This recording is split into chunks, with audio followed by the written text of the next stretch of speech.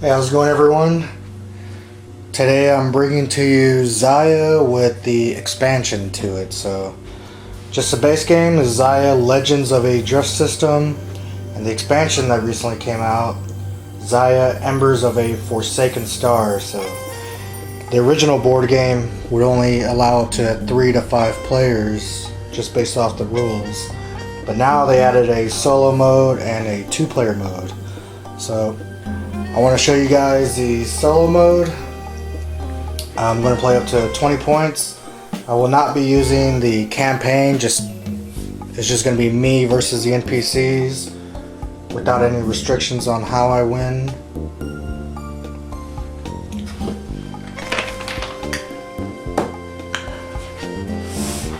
So now we can begin to set up. Alright, so all the rule books we have here, we have the original rules for the base game. We've got the Xia Embers rules, and then we have the solo rules. So this combines with the Embers rules because the Embers changes some setup, and then on certain steps you're going to look at these rules to see what changes for the solo setup.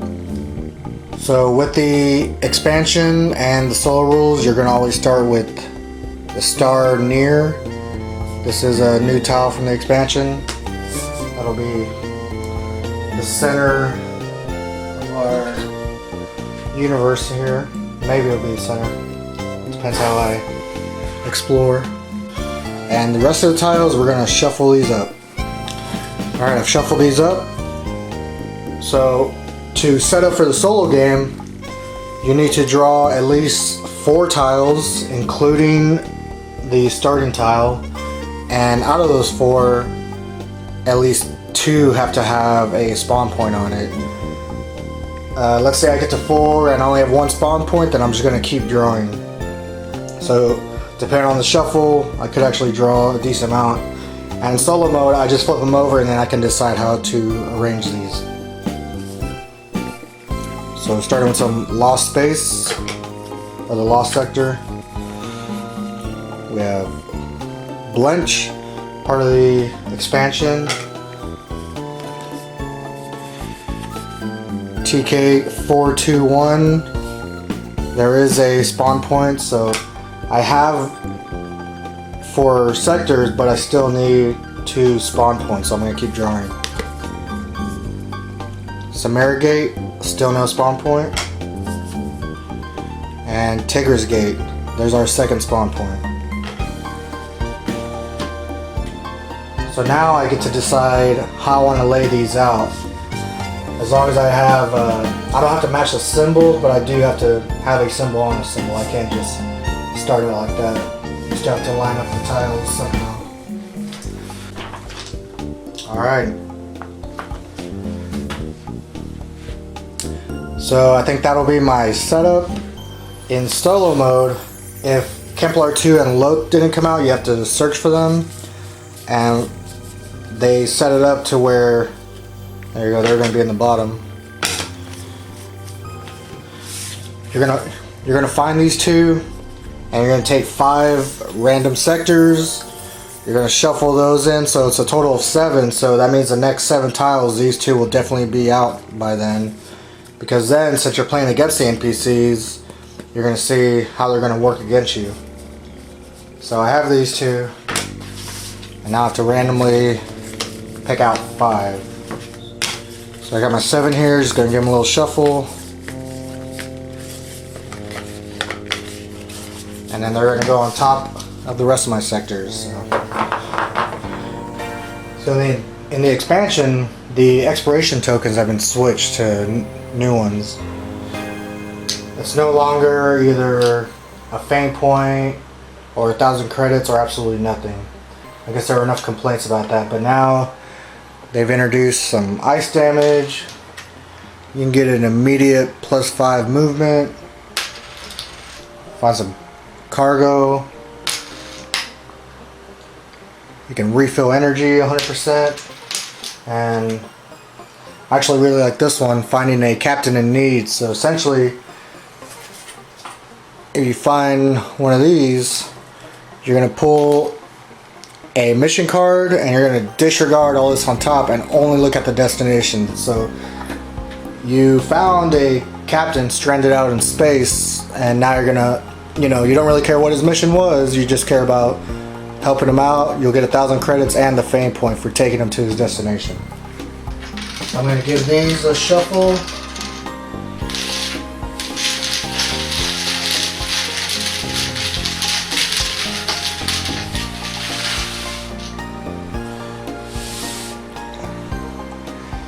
These are the relic tokens.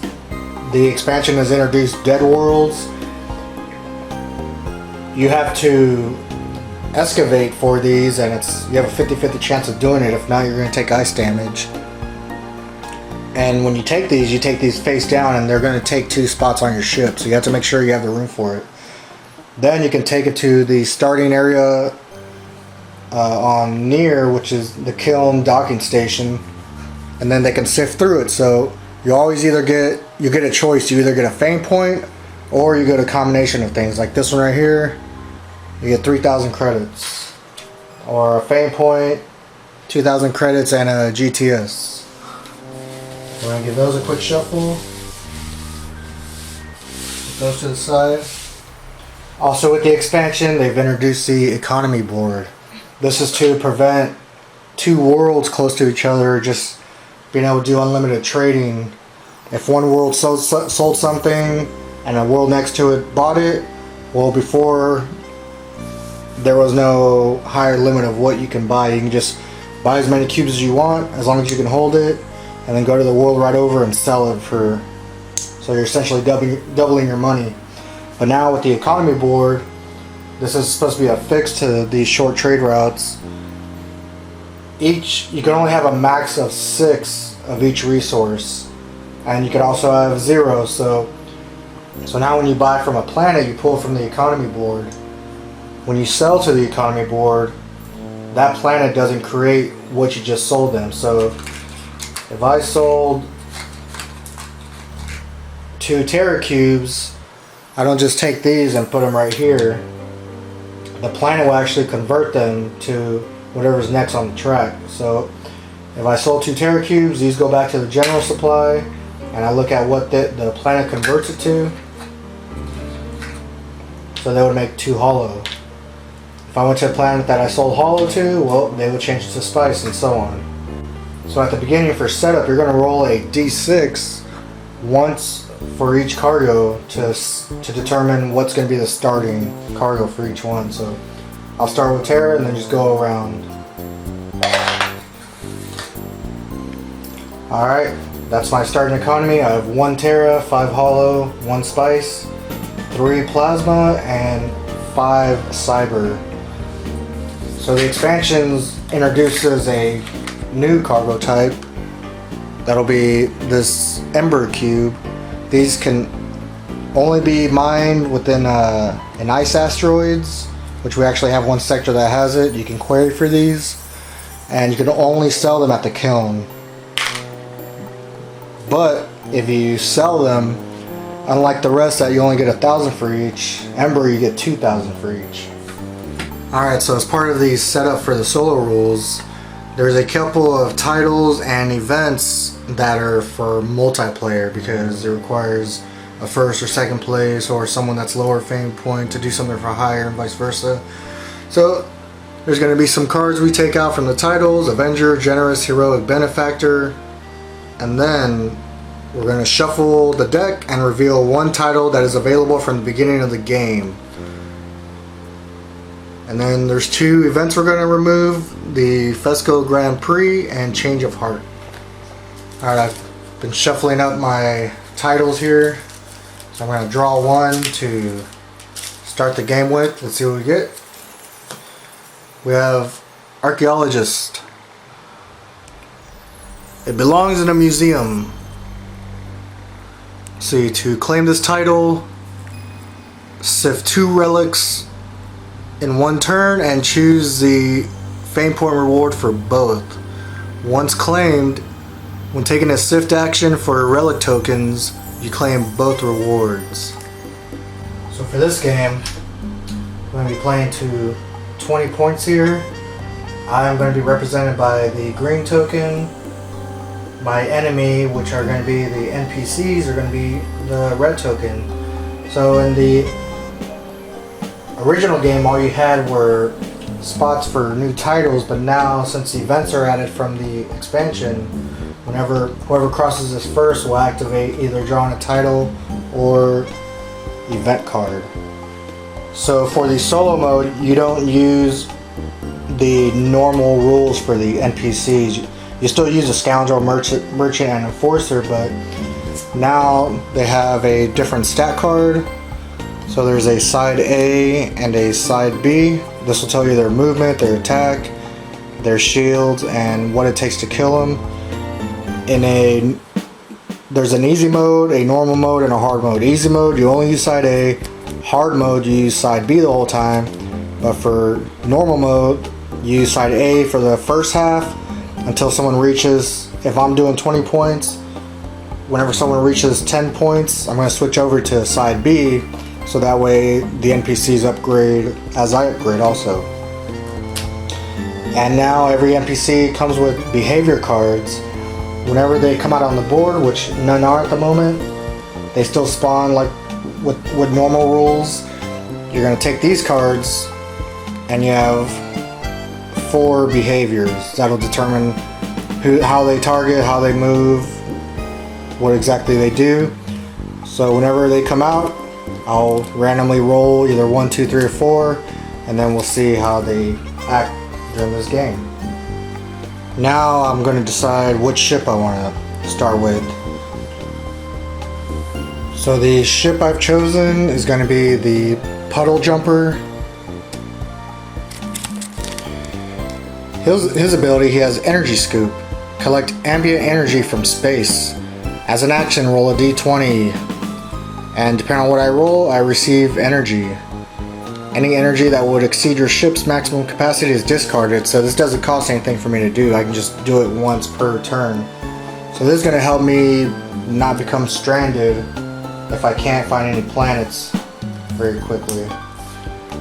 So here's the card for it. You see I have 10 energy, impulse of 4, 10 hold space. In the Embers expansion, we now start with 4,000 credits. You hear that? This is probably one of the coolest things in the game, besides having painted ships and awesome looking sectors out in space. These metal coins, awesome to handle. I think in the original base game you started with 3,000. I never actually played the base game. I got the expansion and the base game at the same time, and I just threw everything together when I started. I'm going to start with an engine. The M22 engine costs 1,000 credits. I'll get to roll a D6 when I activate it. So it's 1,000. They added these mods. I'm going to spend 1,000 for this GTS. If I attach this to my engine, so it's adjacent to it, I get to add +2 to my die rolls. So a lot of people used to complain that it sucked having a tier 3 engine where I get to roll a D12, but then, you know, you roll a 1 2 times in a row. I mean, people just thought that wasn't right because you spent this money, you have an awesome engine, why is it failing on you? And people would create variants to add a safety die to it, which was very popular in this game. But now, to help fix that, they added the GTS because you can actually stack these little guys, and not only stack on top of each other, but if I were to have 2 touching my engine, then now I'm adding +5 to it. But for right now, I'm going to have a +2, which will give me engine rolls of a minimum of 3. So with my last 2,000, I'm going to buy the charge shield. That'll give me a D6 when rolling for my shields. And they added these too, the Enviro Shields. You put these on top of the activation point and for one of the shields.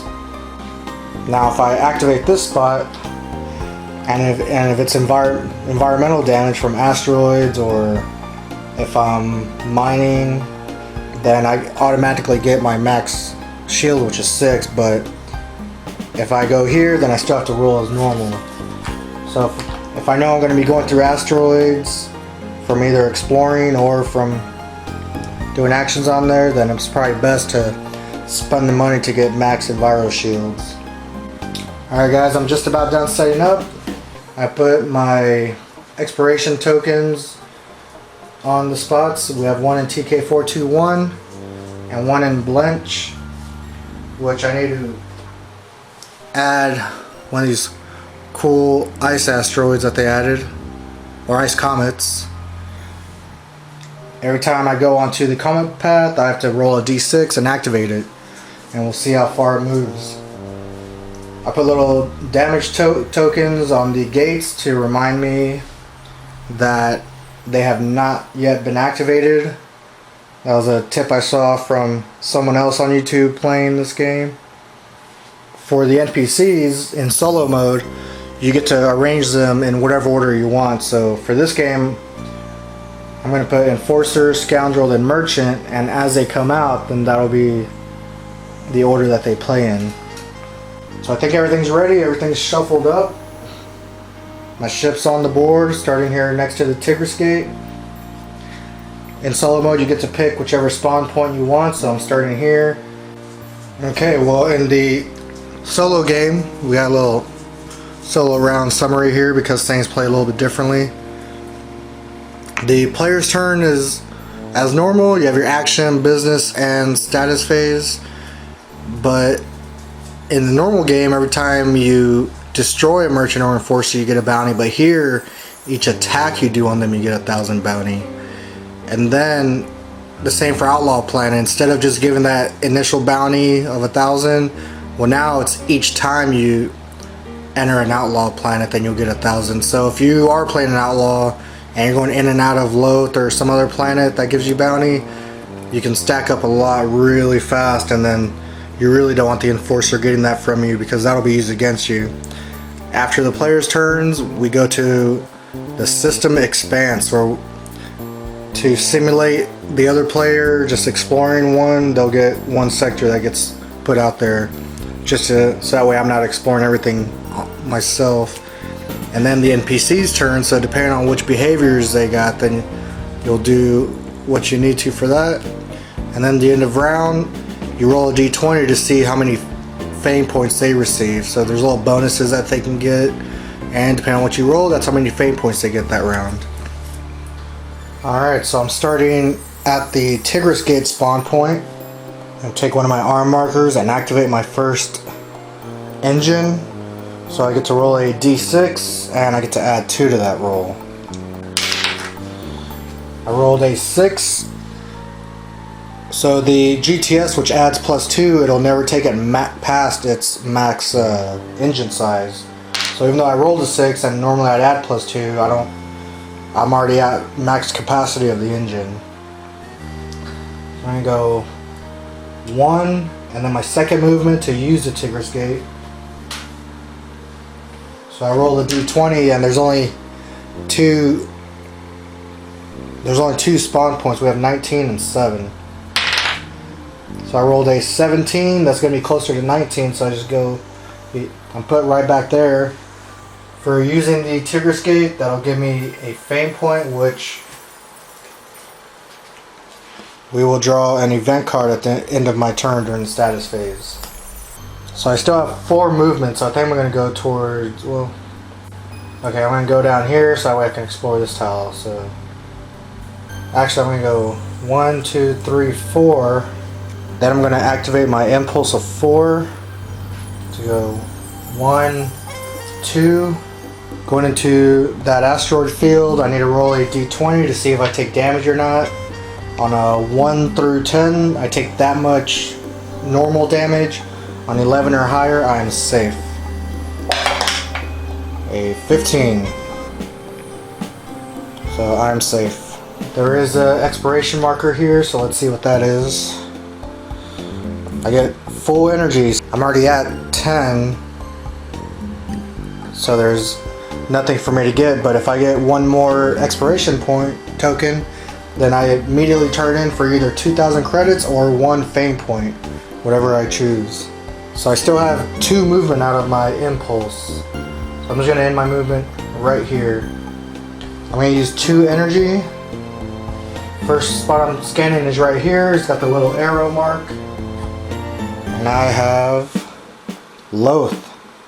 So that means the Scoundrel's coming out. Expiration marker there.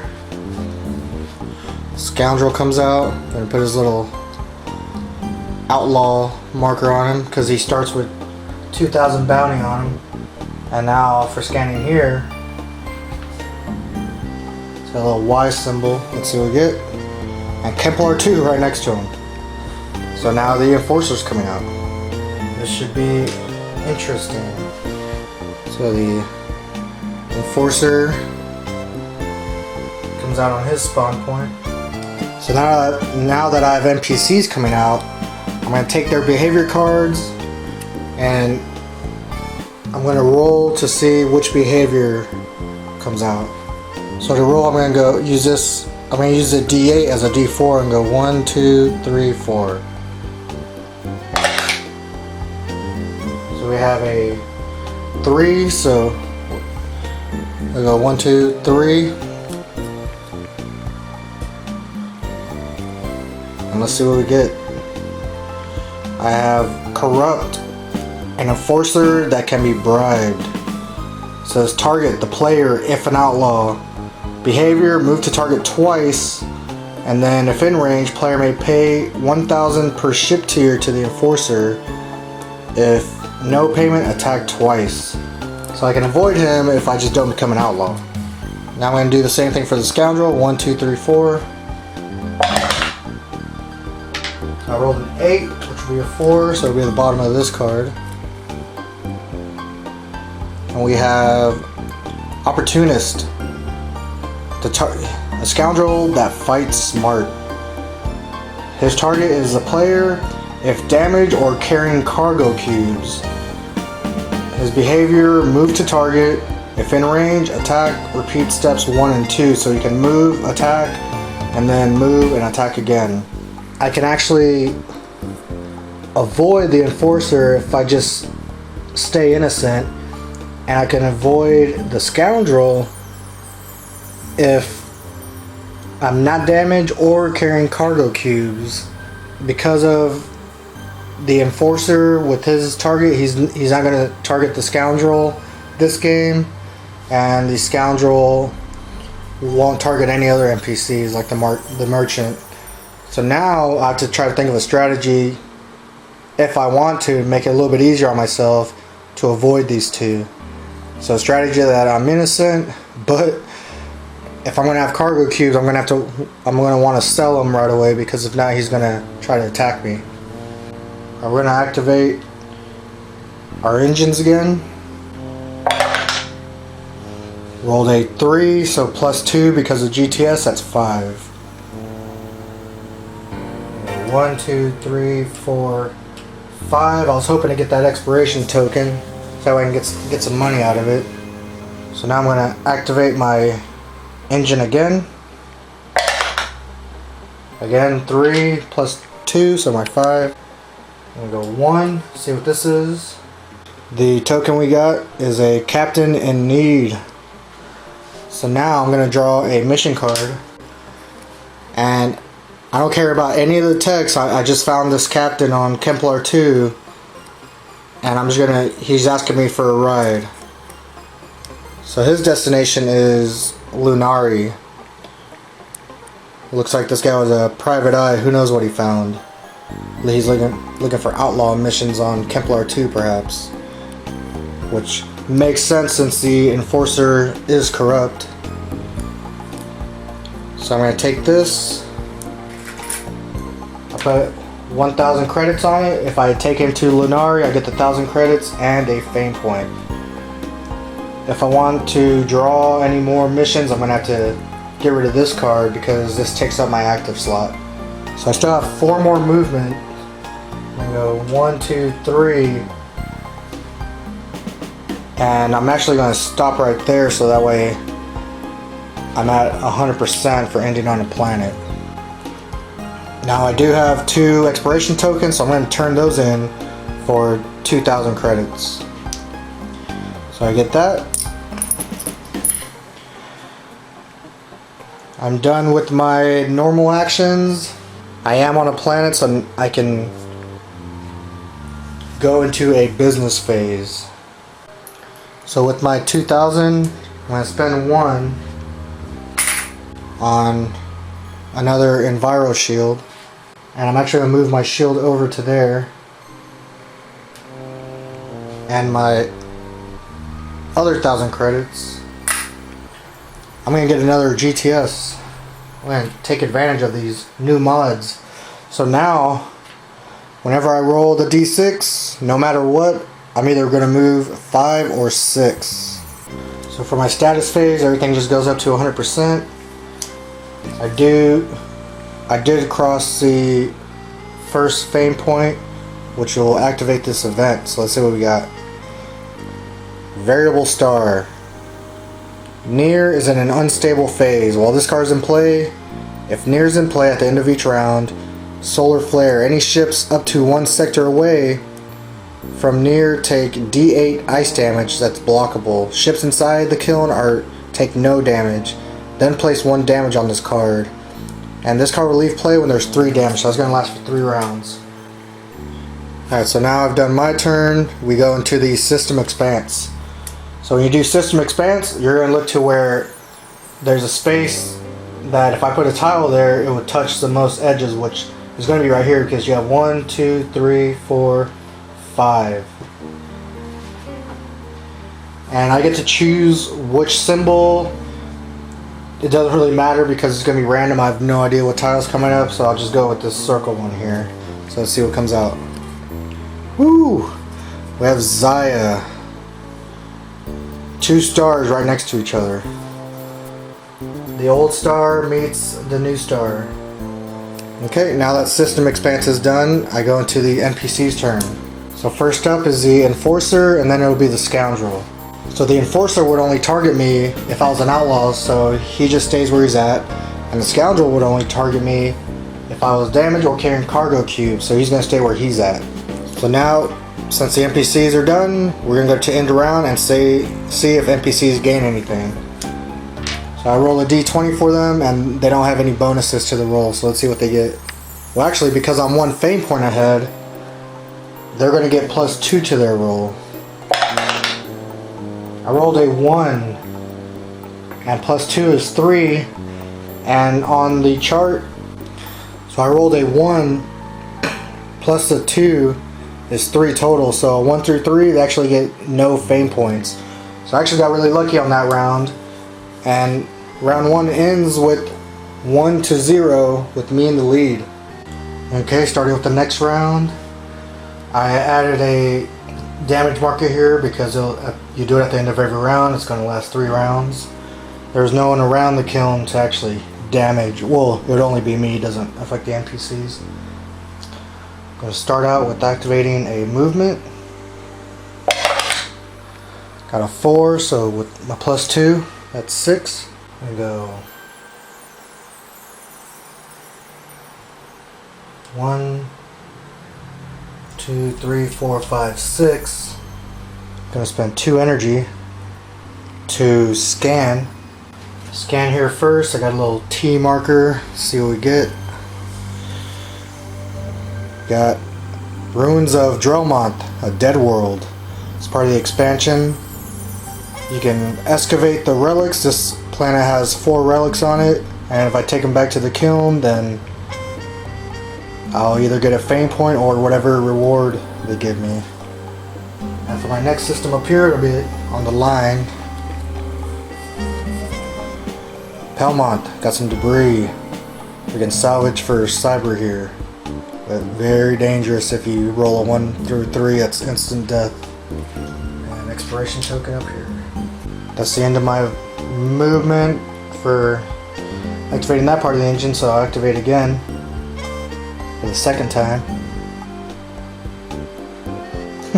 I forgot to add, I'm actually adding +4 now, so I have to remember that. So I rolled a 6, so I'm moving 6. 1, 2, 3, 4, 5. So I picked this up. We have full energy. So I get full energy, but then I'm going to use 2 more so I can scan again. So I'll start right here with the little Y. We have Kreller 4, we have some more debris, some more space to get cyber. And up here, with the little arrow. See what we get. Calicus. Another dead world. This one holds 3 relics.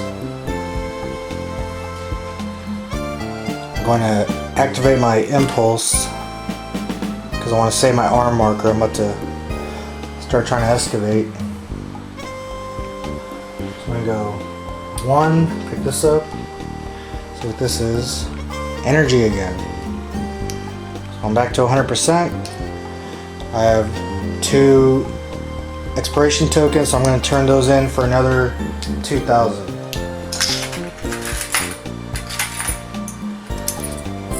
Get my money. Then I'm going to finish up on the excavate mark, and I'm going to try it out. So on a 1 through 10 I get ice damage. On an 11 through 20 I get a relic. Rolled a 4. Use one of my Enviro shields, so it automatically gives me a 6 to protect against that, so I don't take any ice damage. Let's try one more time. A 20. Very nice. So I'm gonna get my relic. I don't get to see it yet. I simply have to put it in my hold, and it does take up 2 spots.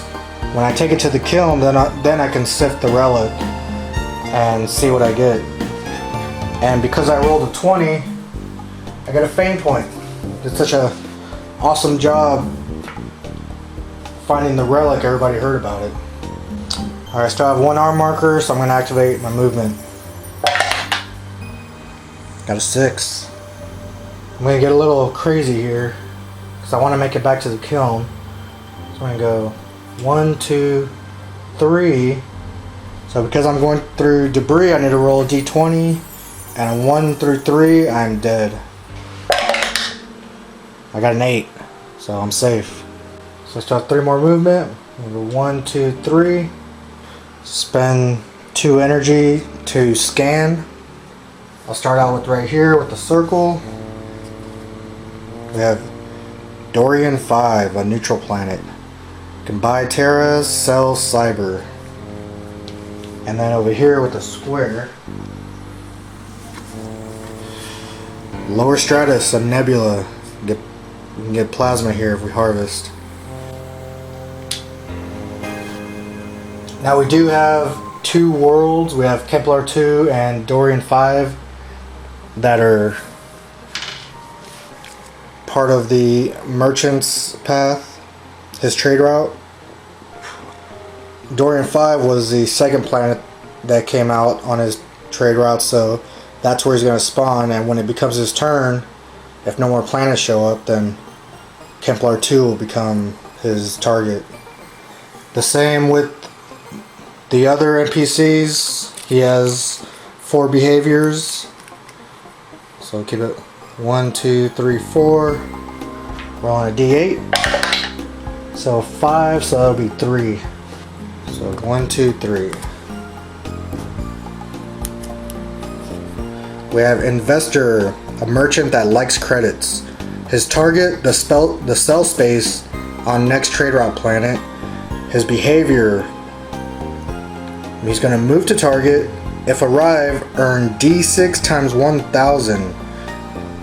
if at least 5,000 aboard, he's gonna spend 5,000 for +1 for NPCs. Interesting.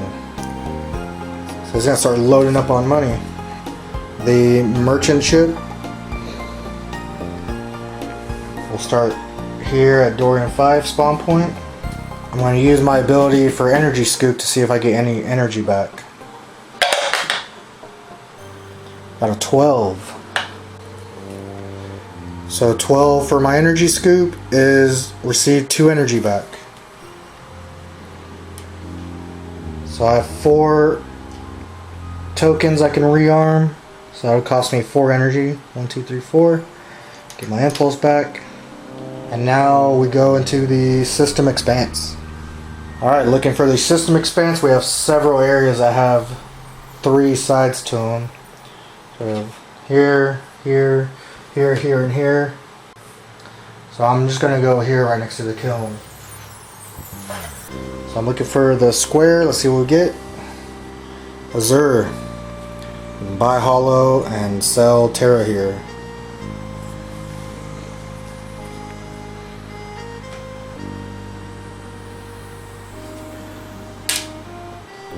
So now the merchant has 3 planets that you can go to. And this is going to kind of hurt because after Dorian 5, his next target on his trade route is Azure. So that's going to be a quick movement for him. Now we're going to go into the NPC phase. The Enforcer, I am still not an outlaw, so he's staying where he's at. The Scoundrel, I am not damaged and I have no cargo cube, so he stays where he's at.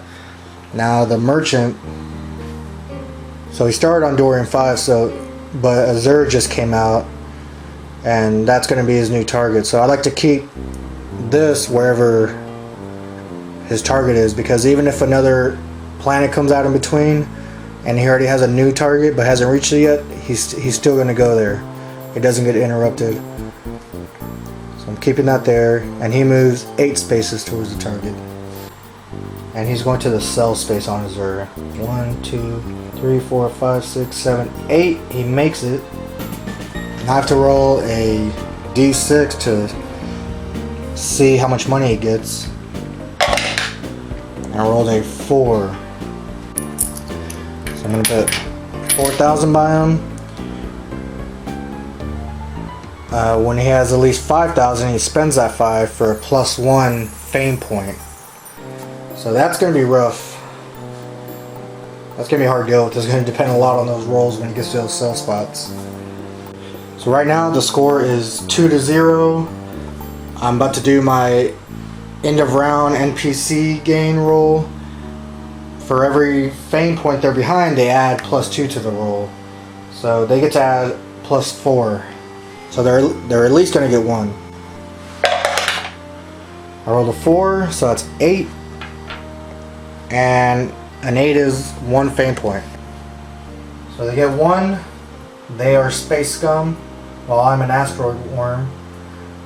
So I already activated this event, so just because they go on it, nothing happens. So for the end of the round, I still have the event of the Variable Star from near. If I am within 1 sector away from it, I would have to roll a D8 for some ice damage, but I'm actually 2 sectors away, so nothing happens this round. So I'm going to put another damage token over the event. That'll happen for 1 more round, and then it'll go away. Starting with the next round, I'm going to activate a movement. So I rolled a 4, but +4, I'm at the max, I get 6. I'm gonna go 1, 2, 3, 4, 5, 6. So I'll pick this up. And we have a +5 movement. A little blurry there. There you go. So I'm gonna use that right away to go right into the kiln. And there's 3 spots on the kiln. One's blank, one's to pick up missions, and the other's to sell Ember. Like I said, Ember is 2,000 a piece. For my next action, I'm going to sift the relic I got. So let's see what we got. We got a fame point or 2,000 credits plus 2 holo cubes, which I can go to Kemplar 2 to sell the holo cubes and essentially make 4,000 from this whole deal after getting the 2 here and the 2 there. I will get the scoundrel after me, and he gets to move twice, so I'm gonna have to deal with him.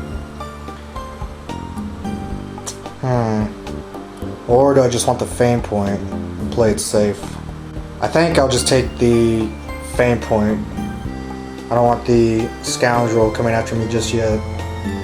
So now I'm bumped up to 3, which at the end of my round, I get to see what the new title is. Something I forgot to do when I entered the kiln, I have to roll a 6 and see how much it goes around near here. So I rolled a 1, so it'll just move right there. And activate another movement. Roll a 4, so with my GTS that'll be a 6. So I'm flying out of the kill, so I go 1, 2, 3, 4. I'm going to spend an energy to scan right here. And we get Outpost 338, an asteroid field. We can mine for some spice here. We just don't have anywhere to sell it at the moment. So out of there, put an exploration token right there. I'm going to activate my last engine. And I get a 2, but plus my 4, that'll be a 6. I'm going to go 1, 2, 3, 4, 5.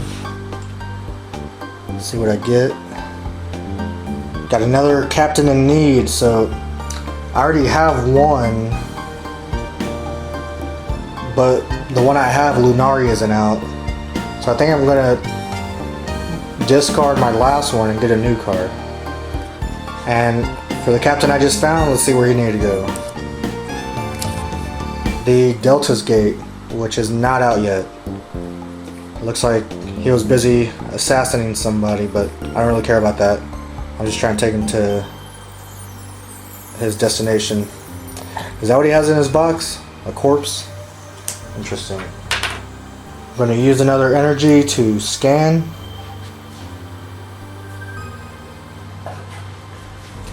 So here's a T mark. Let's see what we get. Smuggler's Den, an outlaw planet. Or it looks more like a rock. But you can buy any 2 cubes from the economy board for 1,000. That goes right there. I'm going to activate my energy scoop ability. See, or actually I just realized I have 2 tokens. So I'm going to turn these in. And I want another 2,000. So right now I'm at 4,000 credits. Another 1,000 and then I can upgrade my ship to a tier 2. Now back to my energy scoop. See what I get. Rolled a 16. So 16 on here, that'll give me 3 energy. 1, 2, 3. I'm going to activate my impulse to go 1. So I just entered a nebula, so now I have to see if I take energy damage. Roll a d20 on a 1 through 10, that's how much energy damage I take. 11 or higher, I'm safe. Roll a 15, I'm safe. So I still have 3 more movements. I'm going to go 1, 2, 3 to pick this up. And I got a holo cube. So I get a cube from the supply because I found it in space. You don't pull these from the economy board. So I put that right in there. I kind of don't want to find the cubes because now I'm going to have the scoundrel coming after me. So that'll be the end of my action phase. I'm not on a planet, so no business phase. So now we go into the status phase. I have 3 arm markers out, so I'm going to spend 1, 2, 3 to arm those. Get my impulse back. And now we go into the system expanse. So At the moment we have 4 areas that we can expand to. Here, here, here, and here. I think I'll go up here. Everything around the lost sector will be shown. And I'll use the circle from this wall. So let's see what we got. Farron's Call, an anomaly. If I ever, these don't affect NPCs, but they affect me. If I ever go on these tracks, they're going to start sucking me into this black hole here. On the outside track, I have to roll a D12, and it'll force me on the path. If I'm being forced, I don't get to do minor actions like draw cards or pick up expiration tokens. But if I stop, then I can go back on the track and back and forth without any issues. But if I ever go off and back on, I have to roll again. And you can see there's a kind of like a purplish track and then an orange track. If this pushes me here, then I have to roll a D6. And there's 1, 2, 3, 4, 5, 6 spaces. If I roll a 6, then I'm dead. But if I can roll less than that, then that'll give me a chance to pick up these expiration tokens. But then you have to spend time trying to get out of here. So you can go cross paths, but then, whoop, look at that, you enter another track, get sucked back in, and hopefully you can get out of here. So Farron's Call takes 2 expiration tokens. Now we go into the NPC turn. Enforcer is ignored, but now the Scoundrel is going to come after me because I am holding cargo cubes. So I just noticed I made a mistake on the merchant. He should actually move 9. I only moved him 8, but he still made his cell space, so it doesn't really affect it. The Scoundrel and the Enforcer will move 6, at least for right now. Scoundrel's moving 1, 2, 3, 4, 5, 6. If he's in range, he attacks, and then he repeats steps 1 and 2, so he's going to move again. And still not in range, he has to be adjacent to me because he fires with blasters. Now the merchant is on Azure. His next target is going to be Kemplar 2, and he is moving 9. So merchant's here, Kemplar 2's up here. So at least he has a little bit of a distance to go. 1, 2, 3, 4, 5, 6, 7, 8, 9. So right now the score is 3-1, so I'm 2 points ahead. That means they get +2 for each point, so they're getting +4 to their roll to see how many points they get this round. Got a 15, so +4 is 19. So they get +2. They just tied it up. So it's going to be the last round to do the event with the variable star, but I'm more than a sector away, so this didn't do anything to me. I just kind of avoided going in near, or at least ending there. So this event is now gone. One thing I forgot to reveal, at the end of my status phase, there's a title that's being revealed, so let's see what it is. We have Tank. Shields. How cute. To claim this, have 3 or more armor plating outfits with at least 3 normal damage in each and survive. Once claimed, this title grants your armor plating outfits can now hold 2 normal damage or 1 ice damage per space. So I have to have 3 armor platings with at least 3 normal damage in each and survive. Wow. Alright, for this round I'm going to start my turn using the energy scoop. Right now I'm at 4, so I want to build up whatever I can. Rolled an 11. So an 11 gets me 2 energy. So now I'm at 6. So let's start moving. Roll a 1 plus my 4, so I'm going to have 5 movement. Let's go 1, 2, 3. See what I get. I got a +5 on my movement here. There we go. So I use 3 movement, I have 2 left, and the +5 throws me back up at 7. But I have to see if I get killed in the debris or not. So I'm looking for above a 3. Ooh, 15. So I still have 7 movement. 1, 2, 3, 4, 5, 6, 7. Gonna activate another engine. Roll to 3, so that'll make it a 6. Let's go 1, 2, 3, 4, 5, 6. And with the distance I'm at, I'm just gonna use my impulse of 4 because that'll get me on the sell spot. So I'm gonna sell my one hollow. That's gonna give me 1,000. So now I'm at 5. Now for the economy board, this won't go in the hollow spot. This cube will go back in supply and it'll create 1 spice. I'm gonna activate another movement, and I'm not gonna roll. I'm gonna get a minimum of 5. I'm just trying to get to the planet entrance. Since I just need 2, I'm just gonna save the roll just to go there, so that way I can upgrade and then leave right away. So that'll be it for my action phase. So now we're gonna go into my business phase. I'm gonna spend this 5,000 to buy a tier 2 ship. The tier 2 ship I'm going with is going to be the Skimmer. He has a recall ability. So it says return to the point of origin. I get this little token with the ship. So it says while in normal space, not inside any borders, as a minor action, move the recall token to your current space. Even if the recall token is currently placed elsewhere, this does not use this ability. When I do want to use the ability, it's 2 energy. I roll a d20 and then I roll, and depending on how many sectors the recall token is, that'll determine if I fail or succeed. If I succeed, I place my ship on the recall token space. Here's the ship I just upgraded to. Pretty cool looking. I'm guessing I sit right here.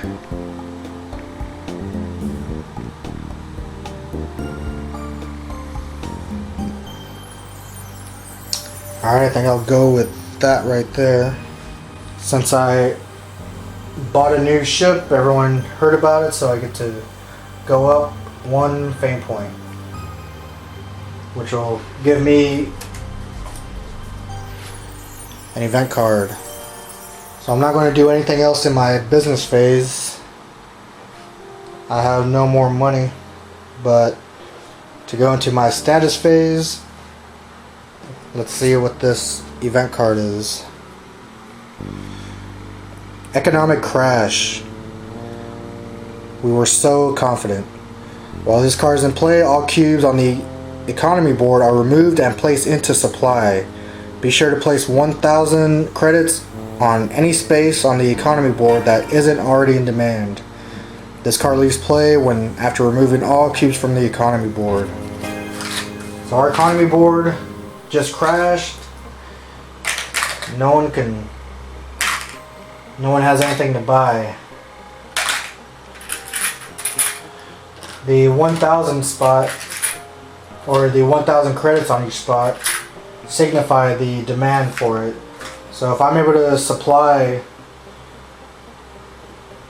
that cargo of that type, then I'll get this extra credit on top of the credits I normally get. Alright, that's the end of my turn. We're looking at the system expanse. So we have 1, 2, 3 spots. I'll go right here, right outside the sun. Looking at the little T marker. And we have Burning Horse, place to get some hollow, a nebula. Now we go into the NPC turn. I'm not an outlaw, so the enforcer won't target me. I don't have any damage or cargo cubes, so the scoundrel doesn't go after me. But the merchant is still working his way to Kemplar 2. So let's move the merchant to Kemplar 2.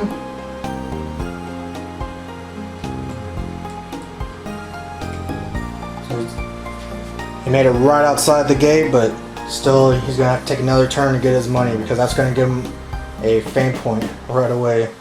And I completely missed that I have 2 expiration tokens. So I'm going to turn those in and get 2,000 credits. So I should have had these before I went to my business phase, so I'm just going to spend them just to rewind a little bit, going back to my business phase. So I'm going to spend 1,000. I'm going to get the M-Comp mod. So the mission computer, normally you can only have one active mission, but with this you can have +2, and you can have multiples of these and you'll have +2 every time. So I'll put my mission computer there, and then with the other 1,000, I'm going to use that 1,000 and sell this one for 1,000 and spend those 2,000 to upgrade my engine. I'm going to have to rearrange just a little bit. So now I'm rolling a D8 with my Halon engine. Alright, the NPCs went, so now it is the end of round, and let's see what the NPCs gain. Because I am 1 point ahead of them, they get to add +2 to their die roll. Rolled a 16, so that's an 18, which will give them 2 fame points. We go 1, 2, and they are now ahead of me. Score is 5-4. Here we go with the next round. Let me try to figure out what I want to do next. I'm going to activate my engine, so now I get to roll the D8. I rolled an 8, no need for my GTS this round. So I'm going to go 1, 2, 3, 4, 5. I'm going to play around with this Farron's Call a little bit. So I still have 3 more movement. But since I went into that gravity path, I need to roll a D12 to see how far I get sucked in. I rolled a 5, so 1, 2, 3, 4, 5. I'm not going to use my movement. I'm going to spend an energy to scan. Now, because of my table limits, this game can get pretty big. So I'm not going to scan up here on top. I'm already at the edge. So that's why I'm only scanning on the side here. And we get the Brink, another anomaly. With now, this is part of the expansion, I believe. It has another neutral planet. It's called Tig. This is the smallest planet in the game. It only takes up one little space. But to get to there, you have to deal with this gravity path that's going to suck you into this nebula here. I'm going to activate another engine. And I roll a D8.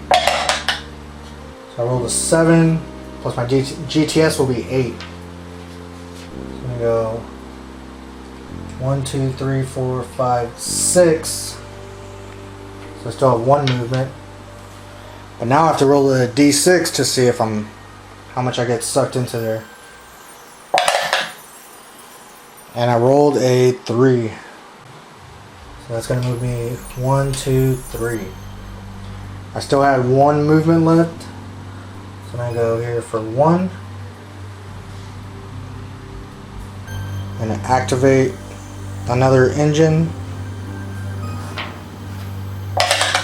I rolled a 2, so plus my 4 is 6. I'm going to go 1, pick this up. That gives me a cyber cube. 2, 3, 4. And that gives me a plasma cube. Let's drop 2 movement. 5, 6. I have 2 expiration tokens.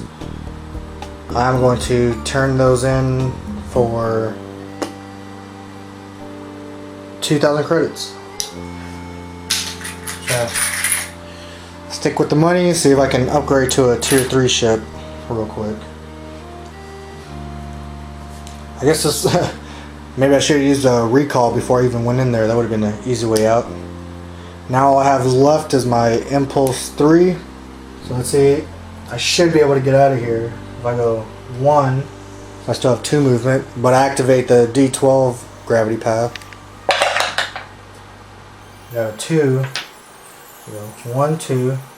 So I still have 2 movements, so I'm going to go here to draw some missions. And then I'll go right here. Got my 3 missions for going over the mission marker. And I'll look at those after my status phase. In solo mode, they actually give you the option of looking when it's your turn, which, you know what, I think I will take advantage of that. So let me take a look at this and I'll let you know what I got. Alright, the mission card I chose was research. It says scan for scientific data. An old prospector is seeking a certain mineral combination. Oh, never mind. I need you to scan the asteroids for me. It isn't much, but it's a job. I have to fly to TK421. I'll roll a d20 to see how much I find, and then I need to take that data to Dorian 5.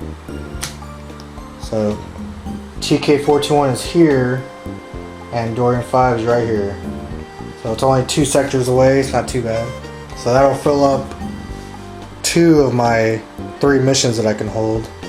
I can still draw more since I still have a 3rd open slot, but if I had a 3rd mission, I wouldn't be able to draw missions anymore. I'm going to use my energy scoop from my puddle jumper ability and see if I'm only down 1 energy, but it's not going to hurt me to roll, and if I roll a 20 then I get a fame point for it. So I rolled a 10, which will give me 2 energy, which puts me right back at here. I need to spend 3 since I have 3 markers I want to rearm. So that's used up. Now we're going to do our system expand. So we have 3 possible options here. 1, 2, and 3. What the heck? I'll go over here where I'm at. So I use this line from the brink.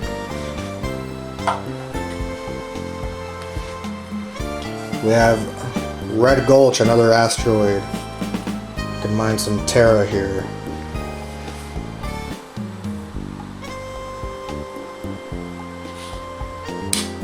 Now it's going to be the NPC's turn. The Enforcer still ignores me, I'm still innocent. But the Scoundrel is going to come after me since I have 2 cargo cubes. So he gets to move 6 towards me. 5, 6, and then he gets to repeat it. 1, 2, 3, 4, 5. Well, got all the NPCs gathered up in one little area. But the merchant is going to reach his cell space. He can move 9, but he's only 3 spots away. So I have to roll a d6. So he gets 4,000 credits.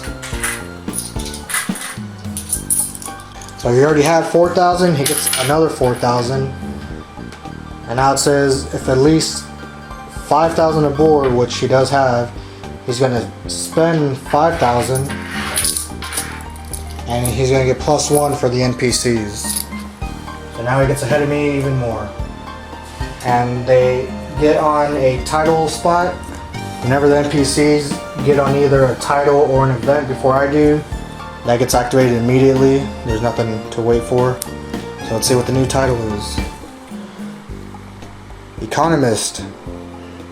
Greed is good. To claim this title, be the first player to take a sell action that generates 4 or more cargo cubes of that type that is in demand.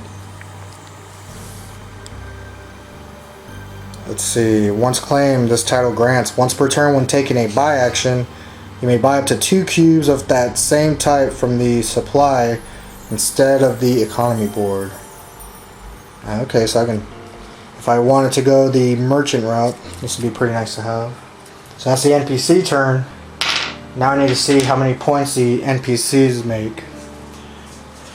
They're ahead of me by 2 points, so they're not going to get any advantage on their die roll. And let's see here.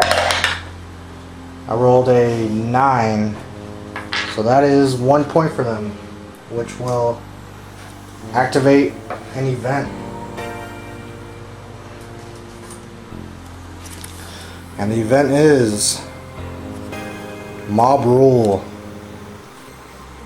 Pay up or else. After a player on the kiln takes a sell or sift action, that player must pay 1,000 and put it on this card, or take 1d12 unblockable damage. This card leaves play when there is 5,000 on this card. Alright, let's move on to the next round. Current score is 7 for the NPCs, 4 for me, so I'm falling behind. Need to probably get a little bit more aggressive, trying to get some points. If not, they're just going to start taking the game away. I'm going to activate a movement. Roll a 4 plus my 4, so an 8. Alright, let's go. 1, 2, 3, 4, 5, 6, 7. I'll stop there. And I'm going to activate my research card. I have to fly to TK 421. I'm going to roll a d20 and see how much data I find there. Rolled an 8. So an 8 is going to be 2,000 credits. And now I need to head to Dorian 5 to turn that in. Let's activate another movement. Roll a 4, so plus 4 is an 8. Oops. Here we go. 1, 2, 3, 4, 5, 6, 7, 8. So just because I haven't put it out there yet, I'm going to drop my recall here. I can always drop it again later, but I feel like why not just put it on the board. Let's activate my last movement. 3, so plus 4, I'm looking at 7. 1, 2, 3, 4, 5, 6, 7. So I've made it to deliver the data here, so I'm going to get 2,000. And that'll give me a fame point. So now it bumps me up to 5. I'm going to activate my impulse, and I'm just going to move to the sell space for cyber. I do have 1 cyber cube, so I'm going to sell that. And selling the 1 cyber cube will convert into a Terra cube, so I'm going to get this 1,000 because it was in demand, plus my 1,000 for selling it. So that's giving me 2,000 total, which I have 6,000 now. I'm just going to take these 5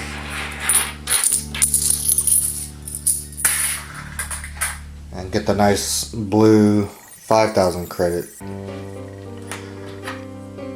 So there's my 6,000. Since I'm on a planet, I can do a business phase and get energy back to 100%. Get my impulse back.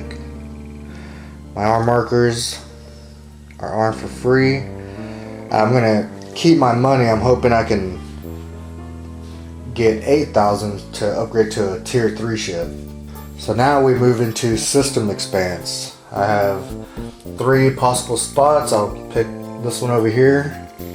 I'll go with the T marker here. Let's see what comes out. The Chasm, another anomaly.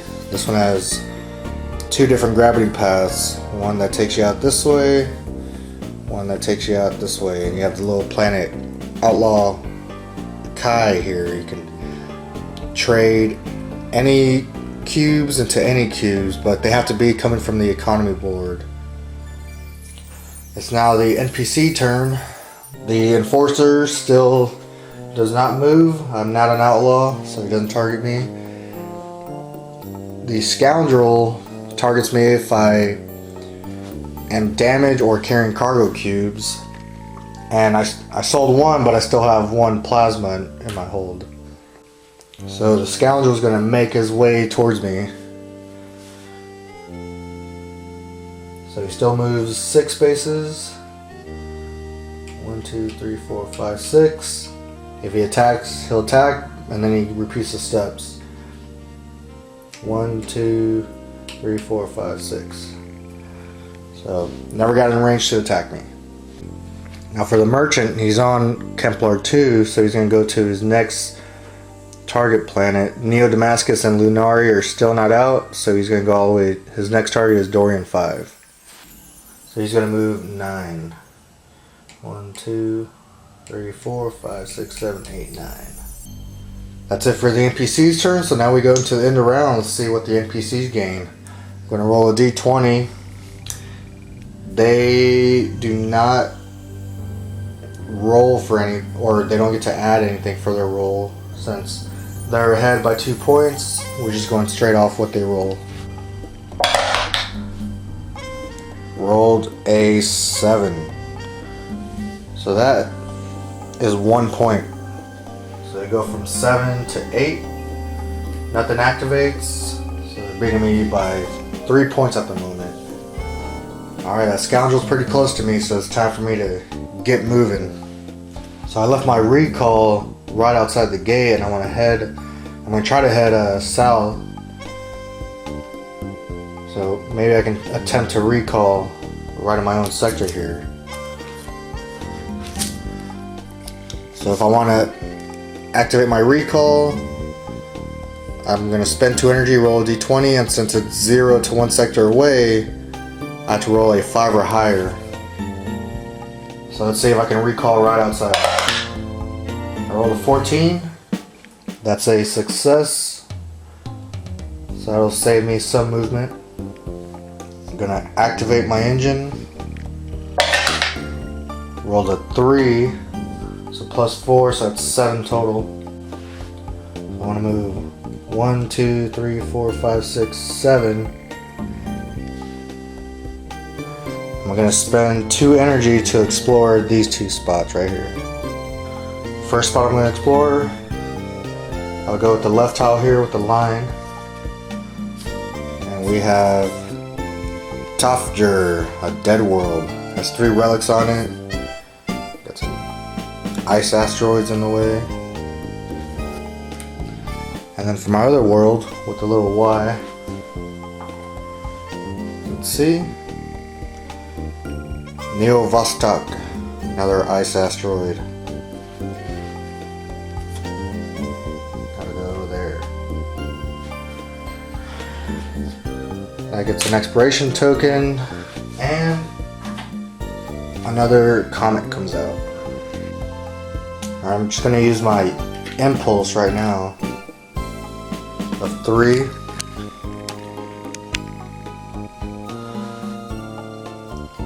1, 2, 3 into the ice asteroid and see what I get here. This will give me a spice cube. Add this to my cargo hold. And now I need to see if I take any damage from entering the ice asteroid. So I'm looking for 11 or higher.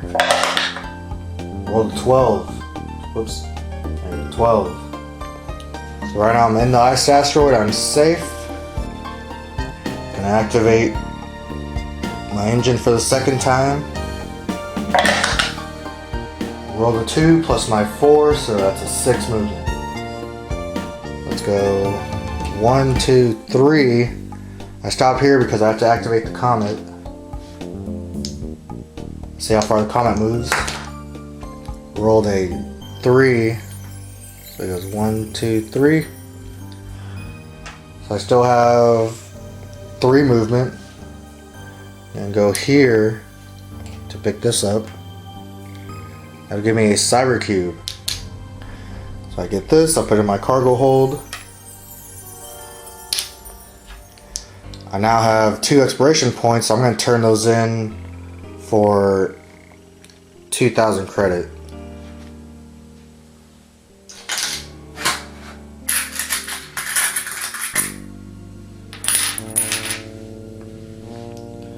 So I still have 3 more movement. I go here, draw 3 mission cards that I can look at.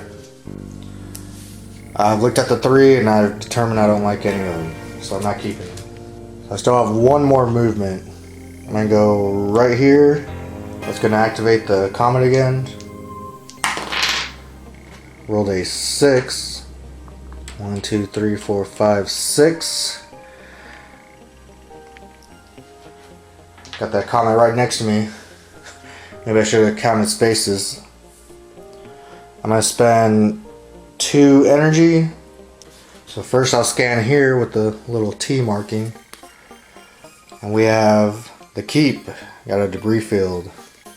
And now for down here, that'll be off the little square. We get Expeditor gate. So at the moment, none of the normal gates have been used yet because that's the second working gate along with Samara gate. So if I use it right now, that'll be an easy fame point. So I'm gonna activate my engine for the third time. And I rolled a 1, but plus 4, so that's 5 total. So let's go 1, 2, 3, 4, 5.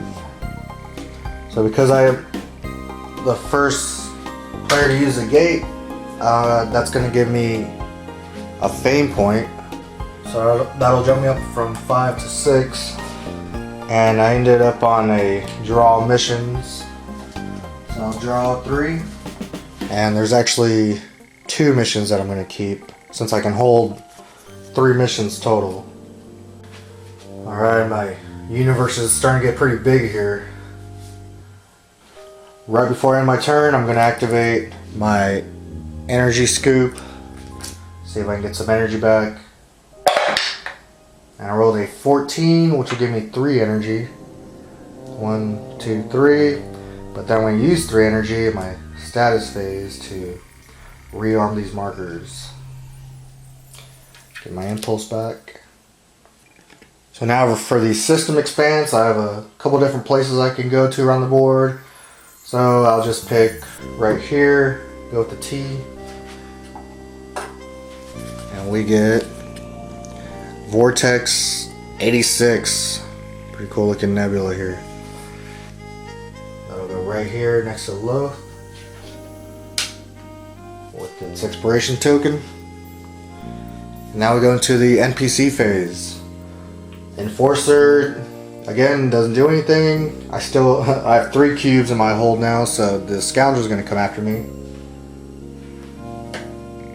So he'll go 1, 2, 3, 4, 5, 6. And then he'll move again. 1, 2, 3, 4, 5, 6. But he doesn't reach me. And the merchant's still heading to Dorvin 5. 1, 2, 3, 4, 5, 6, 7, 8, 9. Okay. So the next turn, he's definitely getting into that sell space to get a D6 worth amount of credits. The NPCs are still up by 2 points, so they don't get anything added to their roll. So hopefully they don't get anything. And I rolled a 17. That's going to be 2 points for them. So 17, 2 points for the NPC, not a good roll, so they're going to cross a new title and a new event. Now that someone has reached 10 out of the 20, we're going to change our NPC stat card from side A to side B, so they have more movement, more attack, more shields, and a little bit harder to kill them. And the NPCs activated a title card and an event card. So let's see what the title card is. We have Destroyer. You get 3 fame points for doing this. I would have to destroy 2 enemy ships in 1 turn. Once claimed, this title grants immediately after rolling an attack, you may re-roll 1 of your dice. But that would be really rough to do. I'd pretty much have to weaken 2 ships and then all in the same turn get rid of them, but 3 fame points on top of the fame points for destroying them would be really, really strong. And for the event, we have trade embargo. Well, don't be caught with cybernetics. While this card is in play, cyber is under a trade embargo. Buying or selling cyber is illegal, and taking either action will earn you a bounty of 1,000. So buying cyber, it'll be 1,000 credits for 4 cubes plus 1,000 bounty. Selling cyber, you get 1 extra fame points for 4 plus cubes You get your money as usual, plus 1,000 bounty. Every time someone buys or sells cyber, place 1 damage on this card. This card goes away after 3 damages on it. So we have mob rule, we have cybernetics being illegal from the trade embargo. It's interesting. And now we start a new round. Luckily from the system expanse, Vortex 86 came out, and that's actually one of my destinations, and I actually have a spice in cyber, so that'll give me 4,000 if I go turn that in right now. So I'm going to activate a movement, roll my d8, roll the 5, plus my GTS, that'll make it all the way up to an 8. So let's go 1, 2, 3. See what I get. Ice damage. Now I can either take this or activate my shield to block it. I think I will just activate my shield. So I activate one of my viral shields. I know it's only 1 ice damage, but I'm nowhere near, or I didn't have any plans on going on a planet to melt the damage, so I'd rather just protect myself. But now I still have to roll for entering the nebula to see if I take energy damage. Look for a nice high number. 1. I rolled a 1, so I'll definitely just take that energy damage. I still have 5 movement left. 1, 2, 3, 4, 5. Now I'm just going to activate my impulse of 3. And my first move will be here. Get this token. Let's see what it is. A plasma cube. So I found a plasma cube, but the bad thing is I don't have any more space in my hold, so this is just going to be floating in the air, and that'll be used against me if I don't pick it up during the NPC's roll for their fame points. So that'll just go right here, and I still have to roll to see if the nebula hurt me this time. I rolled an 8, so I'm going to activate my Enviro Shield. That'll give me a max of 6, so I still have 2 energy damage I'm taking. So I'll take off 2. I just got my second expiration token, so I'm going to use that for a fame point. It'll bump me from 6 to 7. So I still have 2 more movement for my impulse. So I'm going to go 1, 2 onto the mission point at Vortex 86. And I'm going to deliver this cargo. So I have a spice and cyber cube, so that'll give me 4,000 credits, and that'll give me another fame point. So I ended up on the draw, or on the mission point. I'm going to draw 3 missions since I have a spot open now. I've looked at my 3 missions and I'm not going to take any of these. So I still have 1 arm marker. I'm going to activate my engine. Let's see how far I move. I rolled a 5 plus my GTS, make it an 8. I'm going to go 1, 2. As a minor action, I can pick up my cargo cube that I couldn't pick up earlier. 3, 4, 5, 6, 7, 8. Now I'm only at 3 energy, but I'm actually going to spend 2 energy to explore more, hoping to find another planet. I'll explore right here first. And we get Lunari. And this is perfect because I actually have 2 plasma cubes, so if I can sell these, then that'll stop the scoundrel from chasing me. And for up here, looking for the little Y.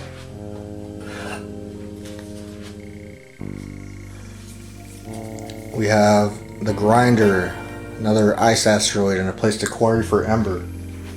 The last ice comet goes on the board. So I'm at 1 energy. I'm going to use my energy scoop here, see if I can get some back. Rolled a 13, so that'll give me 2 energy. And I'll use the 3 to activate or to arm 3 of my markers, but 1 will stay disarmed and get my impulse back. Now I definitely need to get on a planet because I have 12,000 credits. I can definitely upgrade my ship and get some more outfits. So now it's time for the system expanse.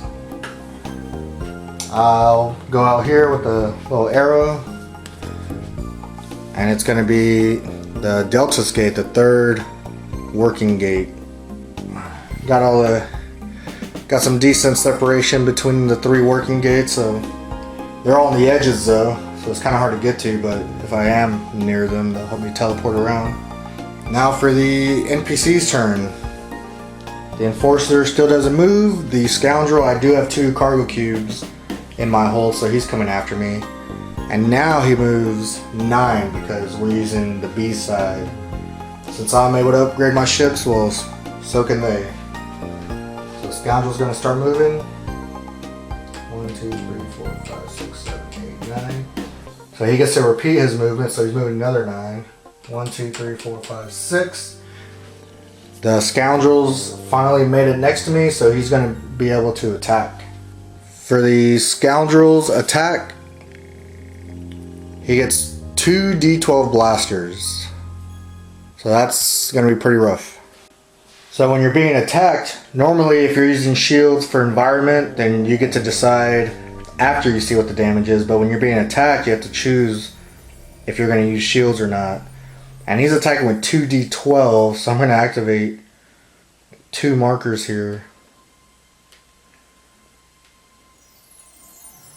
So I can have somewhat of a chance to defend myself. Alright, let's go. His first attack does... I rolled a 7, and his second D12 rolled a 2, so he did 9 total.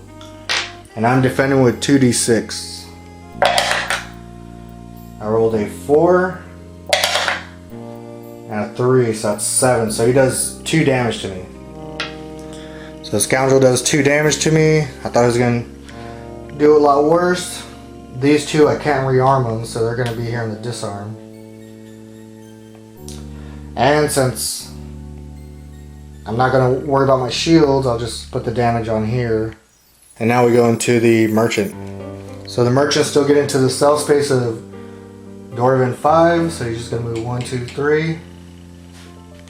And now I roll a d6 to see how much money he gets from there. Ooh, he got the max. He's getting 6,000. So I already had 3,000 plus his 6, so he's at 9,000. And he has at least 5,000, so he's going to spend 5,000 and get an instant fame point. So the NPCs go from 10 to 11. And now I'm going to roll to see how many points the NPCs get. They don't get anything added to their roll, so it's just whatever comes out. And I rolled a 4, so that'll be 1 more point, which will activate a new title card. So let's see what we get. Viking. Take him out the old-fashioned way. To get this, destroy another ship by ramming. Once claimed, this title grants you now gain -3 damage when ramming another ship, because when you ram, you take 100% damage of whatever your engine does, while the opponent actually gets a shield from it. Well, starting with my turn, I only have 1 arm marker, so I'm going to activate my engine, and I'm hoping for a really good roll here. Alright, rolled a 7, so plus my GTS will make it an 8. 1, 2, 3, 4, 5, 6, 7, 8. I'm going to activate my impulse of 3, and I'm going to go to the cell space right here, because I have 2 plasma cubes and I can sell them on Lunari. So plasma will turn into cyber cubes. So I get this credit because of demand, plus 2,000. So I'm getting 3,000 total on top of my 12, so I have 15,000. I really need to spend this money and upgrade my ship, because I need to start hitting these NPCs hard. So I'm going to end my actions there and go into the business phase and spend 8,000 to upgrade to a tier 3 ship. So upgrading to the ship, that'll bump me up from 8 to 9. The score is now 12 to 9, so I'm still behind. But I think the tier 3 ship will definitely help me out. Alright, so the tier 3 ship I've decided to go with is going to be the Cold Phoenix. He's got the power of Wormhole Ripper. For 3 energy cost, I can roll a d20 and place my ship that many sectors away depending on what I roll, so hopefully I can move around the map a little bit faster. Because I upgraded, my damage went away. I still have 7,000 credits, so I'm gonna check out some outfits and see what I can do to make my ship a little bit stronger. Alright, so here's some upgrades I've done. I got some armor plate in the front. I figure if I get ice damage, I'll put it on the ends and it'll slowly creep its way through the ship. Let's see, probably be better to put that one there. I upgraded my shield from it was a D6 defense, but now I'll get a D8. I upgraded my engine, so now I roll a D12 and I add another GTS. So I'm going to be adding 6 to this. So I want to be moving around the galaxy as fast as I can. So with this, I'll be moving at a minimum of 7. And I still have 2,000 credits left. So now my turn's done. I'm done with the business phase, status phase. I'm already at 100%. We go into the system expanse. And this is actually the last tile. I'm just going to choose to put it here. Go with the square. So we'll see what the last one is. Neo Damascus, neutral planet. Now there are no more tiles. This is our universe. So now for the NPC turn, the Enforcer still doesn't go anywhere. Now I don't have any cargo cubes or damage, so the Scoundrel's not coming after me this round. But the Merchant is still moving. So now all the planets are revealed in his trade route, so I simply have to make the target the next one and just look for it on the board. So he's going for Azure. So he's at Dorian 5. Azure happens to be right next to him, and he gets a movement of 15, so let's see if he makes it. 1, 2, 3, 4, 5, 6, 7, 8, 9, 10, 11, 12, 13, 14. So now I have to roll a d6 to see how many credits he gets. A 1. But he already had 4,000, so this one, he'll turn it in to get another fame point. So they move from 12 to 13, which will activate an event. And the event we get is Rikishi. The Harbinger emerges from the dying star. So just to skip all this reading, I'll just simply do what it says. So the event got Rikishi, this giant comet. When you set it up, you put it in a direction that has the most sectors in its way. So 1, 2, 3, 4, 1, 2. So it looks like it'll be going out this way. So you can see it has numbers 1, 2, 3, 4, 5, 6. You're gonna point the comet. We'll point it in that direction because there's the most sectors. And it starts from the star near. And now at the end of every round, I have to roll a d6 and see what happens to it. So that's the NPC's turn. So now I'm going to roll the d20, see how many fame points the NPC gets. Oh, nice. And I rolled a 3. I got extremely lucky because a 1 to 3 is no fame points. But now I have to activate Rikishi. Let's see what direction he goes. 1 to 2. Whichever I roll, he's going to move 3 spaces that direction. So 1 to 2 is going to go this way, 3 to 4 this way, and 5 to 6 this way. And I rolled a 4. So it's going to go 1, 2, 3. So as you can see, it entered the Xia space. And that's one of the rules to remove Rikishi when he enters the Xia sector. So essentially, Rikishi is a giant ice comet, but Xia is a big burning star, so I think it just melted away and got rid of and destroyed every little piece of it. It would have been funny to see Rikishi hit a planet then it would have exploded to a big old ice asteroid. But that was a pretty short-lived event with Xia being right next to it. Alright, now we go to the next round. I'm going to activate my impulse of 3. Whoops, I need to change out my ship. There we go. Much better. I'm going to go 1. Oh, I got a mission in need. I only have 2 missions and I can hold 3 so I can actually get this mission. So this pilot wants to go to Tig, which is actually pretty close by. And I hold on to it for now. I don't know if I'll keep it. And then I still have 2 more movements. I'll go 1, 2.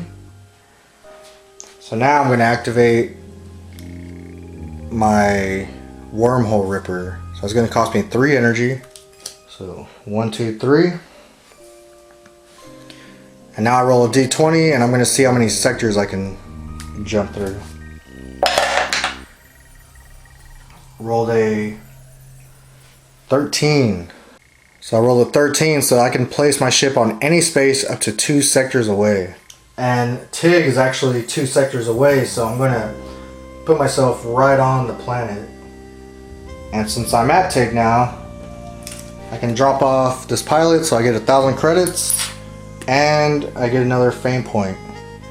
So that'll bump me up from 9 to 10. Alright, I'm going to activate my engine. I get to roll the D12 and I'm adding 6 to it. So I plan on moving around this universe really fast trying to complete some of these missions. So I roll a 2 plus my 6, that's 8 movement. So to get out of Tig, I have to go on this gravity path here. It's going to be 1. Roll a d6 to see how far I move. Roll a 2. So put me 1, 2. So I moved 1 out of 8, so I still have 7 movements. I'm going to go 1, 2, 3, pick this up. And I get another mission or stranded captain. And the one I just got is, he wants to go right back to Tig. So I got 2 expiration tokens, so I'm going to turn these in for a fame point. So now I'm at 10 to 11, so I'm 2 away from the NPCs. Now I had 8 movement and I still have 4 left. So I'm going to go 1, 2, and I'm actually going to drop my recall over here now. 3, 4. I'm going to activate my engine again. And I rolled a 5 plus 6, so that's 11. So I go 1, 2, roll a d6, and I rolled a 5. 1, 2, 3, 4, 5. So I still have 9 movement. 1, 2, 3, 4, 5, 6. So I'm going to stop my movement for that engine roll there, and I'm going to drop off this pilot at Tig. We have a lot of pilots I want to go to Tig, so I get another 1,000. And now I'm bumped up from 11 to 12. So now I'm just 1 away, so I'm getting there. It's going to be a hard battle to see who gets the 21st, but it's definitely getting a little bit more exciting, I think. Just need to keep moving around, and I got lucky on a couple of missions here. I'm going to activate my last engine. Or actually, so since I'm on Tig, there's a mission point on it, so I'm going to draw 3 cards. Alright, the mission I chose was a research mission. It's to fly to Pelmont and then find some data to lower stratus. I'm not really 100% sure I'm going to try this one out, but I'll at least keep it out of my, since I can hold 3. And if I want to draw missions later, I can just get rid of it. So I'm going to activate my last engine. Rolled a 4 plus 6, so that's 10. So let's go 1. Activate the anomaly. I rolled a 1. So I still have 9 movement.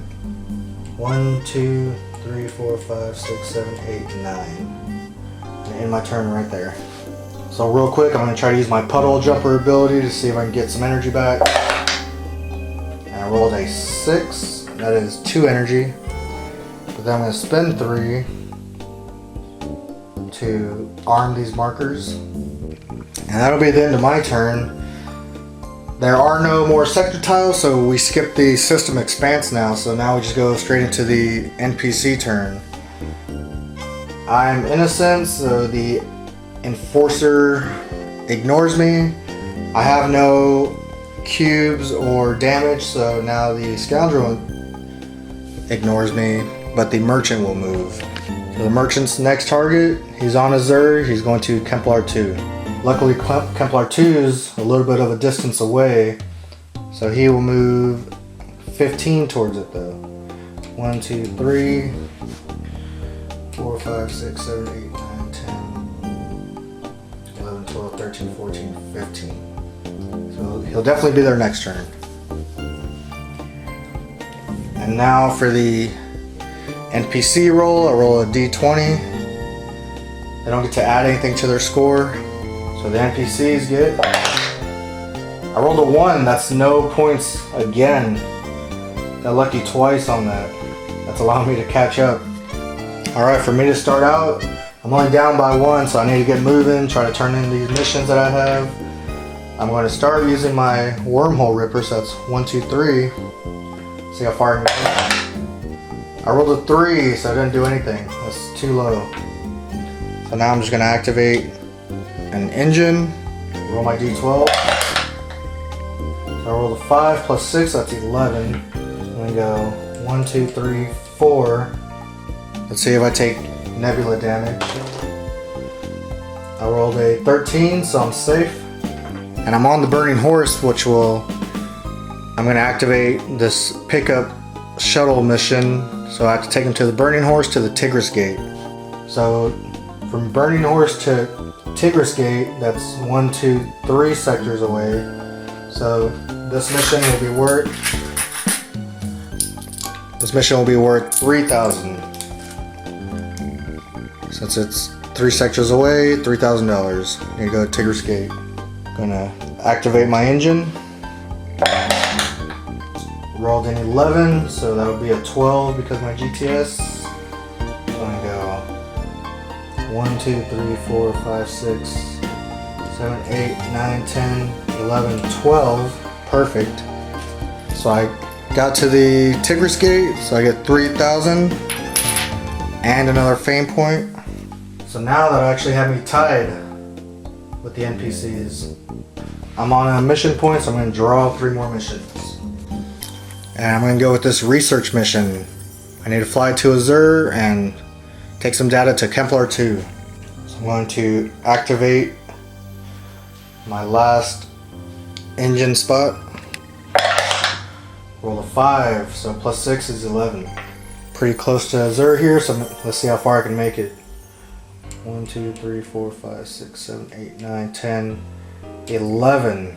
Now I'll go here so that way I can pick that up next time and then start the mission.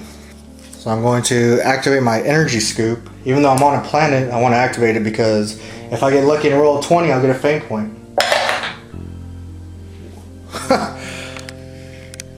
Which I actually did. That's awesome. Everybody on Azure saw me as I scooped energy from space, even though I'm on a planet. So now that actually puts me ahead by 1. So I'm at 14. So I'm going to end my turn. I'm on a planet, so I'm going to get everything back 100%. Get my abilities back. Thank you, Energy Scoop, for giving me the lead. So skipping system expanse, now we go into the NPC turn. The Enforcer doesn't go for me, the Scoundrel doesn't go for me, but the Merchant will go to Kemplar 2. So he gets on his cell space. Now we roll a d6 to see how much money he gets. Oh no!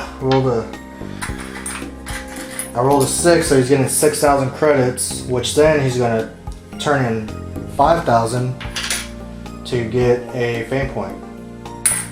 So I got lucky, but he got lucky also, and he got himself a fame point. So the score is 14-14.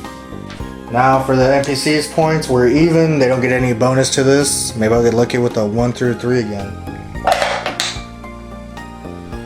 Nope, I rolled an 18, which is 2 points.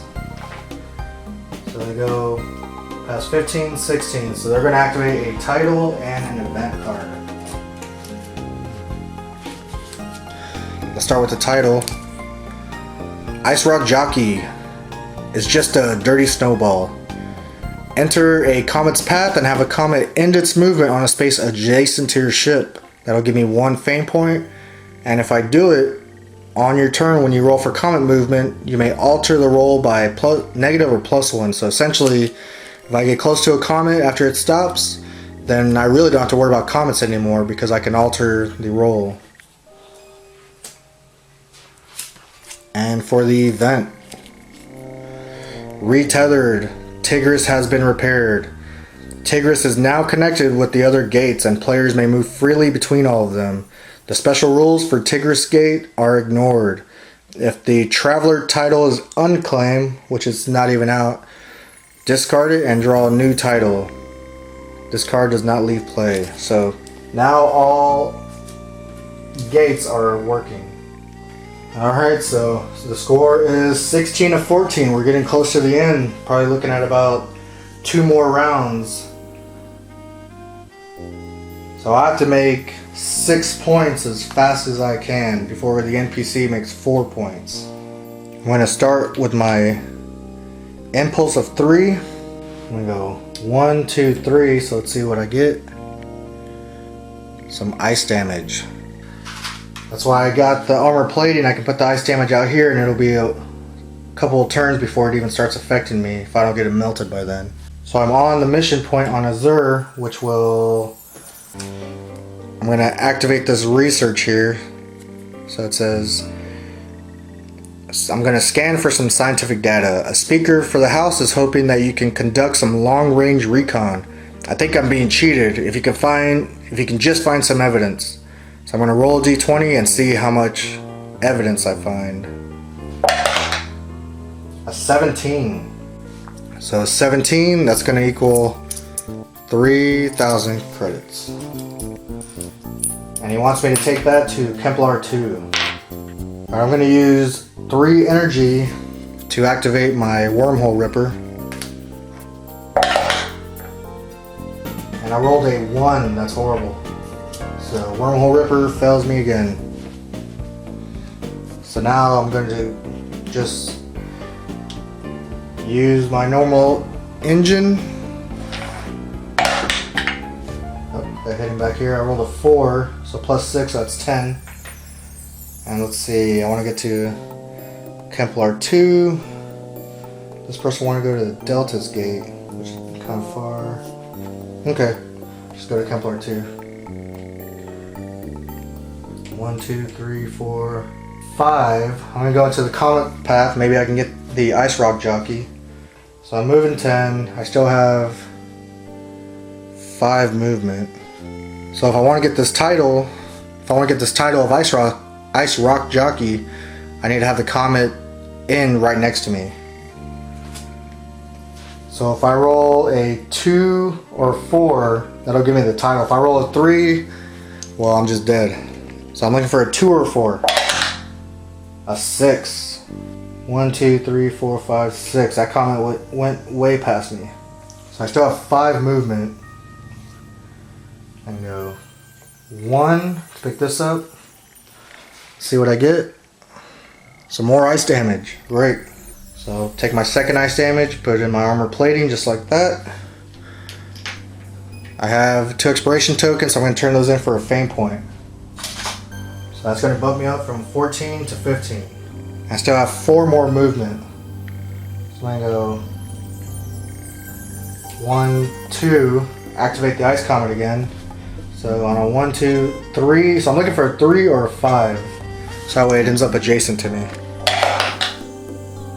Alright, I got the 5.